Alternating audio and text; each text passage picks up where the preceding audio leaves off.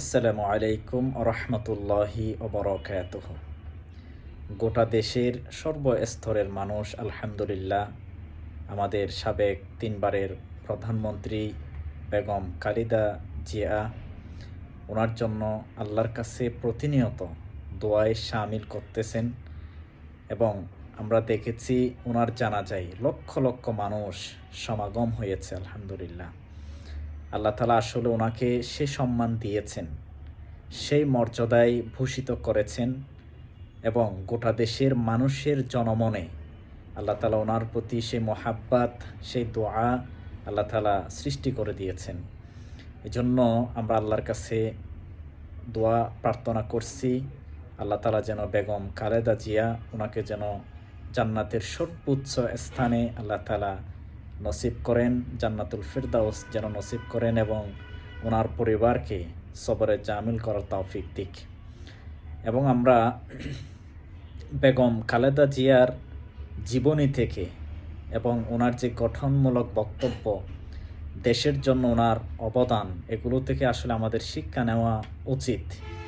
বিশেষ করে বর্তমান বিএনপি যারা বড় বড় দায়িত্বে আছেন, যারা নেতৃবৃন্দ আছেন, আপনাদের আসলে ওনার ভূমিকাগুলো পর্যালোচনা করা এবং ওনার দিগান্ত সব কিছু মেনটেন করে আপনাদের দলের প্রতিনিধিত্ব এবং দলের কর্মসূচি বাস্তবায়ন করা উচিত।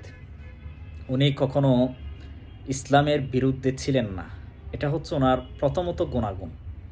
উনি কখনো আলেমদের বিরুদ্ধে ছিলেন না, উনি কখনো ইসলাম, আলেম, কোরআন, হাদিস এগুলোর বিরুদ্ধে তিনি কোনো প্রকার অবস্থান নেন নাই, যার কারণে বাংলাদেশের সকল মুসলমান আলেম ওলামা ওনার জন্য দুই হাত তুলে মোনাজাতে শামিল করেছেন। সুতরাং উনি আরেকটা বক্তব্য দিয়েছিলেন, আধিপত্যবাদ এগুলো তিনি স্বীকার করতেন না, আধিপত্যবাদের বিরুদ্ধে তিনি ছিলেন এবং যারা মৌলবাদ বলে ঠেক দিত এগুলোর বিরুদ্ধে তিনি ছিলেন। আলেমদেরকে মৌলবাদ বলার কারণে উনি প্রতিবাদ করেছিলেন এবং বলেছিলেন যে মৌলবাদ বলে কোনো কথা নেই এবং আলেমদের এই বাংলাদেশে অসংখ্য ভূমিকা অবদান আছেন, এটা তিনি নিজেই স্বীকার করেছেন। সুতরাং এখন যারা বিএনপিতে আছেন আপনারা অনেকেই বলেন যে মৌলবাদ বলে গালি দেন।